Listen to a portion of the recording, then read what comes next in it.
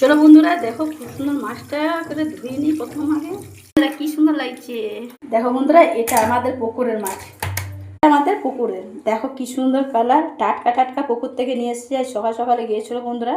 দেখো কাতলা মাছ, এই মাছটা গোটাই ছিল, এটা কাটায় নিয়ে এসছে।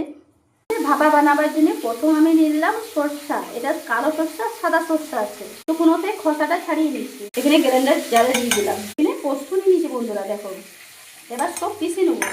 ভাপা মাছের জন্য কিছু গেলাম মাছ নিলাম বন্ধুরা। এখানে একটু না লেবু দিলাম, লেবুর রসটা গেড়ে নিলাম, লবণ দিয়ে দিলাম, হলুদ দিয়ে দিচ্ছি, এলা মেখে।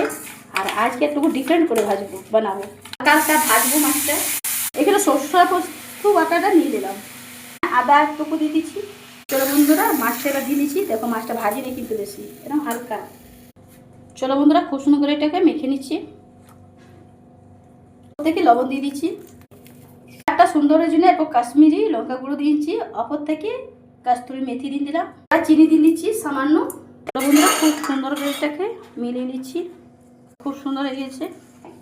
এবারে টিফিন ক্যারিতে আমি ঢেলে দিচ্ছি, সামান্য গোলা দিয়ে দিচ্ছি। দেখো পাতলা পাতলা কুচি করে নিচ্ছি। এভাবে মাছ বানিয়ে দেখবে খুব টেস্ট লাগে। অপর থেকে দেখো পাতা পাতা লঙ্কা কুচি দিয়ে দিলাম। এবার অপর থেকে সরষের তেলের ঝাল, ওফ দারুণ টেস্ট হয় বন্ধুরা। এটা জ্বালিয়ে দিচ্ছি বন্ধুরা, তারপরতে গরম হোক। এবার অপর থেকে একবার গোলকি গুঁড়ো দিয়ে দিচ্ছি বন্ধুরা, টেস্ট হয়। ইলিশ মাছের ভাপা খেয়েছো, সব ভাপা খেয়েছি, কাতলা মাছের ভাপা খেয়ে দেখবে অসাধারণ টেস্ট হয়। এবার বন্ধ করেছি বন্ধুরা, এবার এটা স্টিমে দিয়ে দিচ্ছি। এখানে 10 থেকে 15 মিনিট স্টিম করতে হবে। চলো বন্ধুরা 15 মিনিট পরে আমি দেখে নিচ্ছি কীভাবে হয়েছে মাছটা।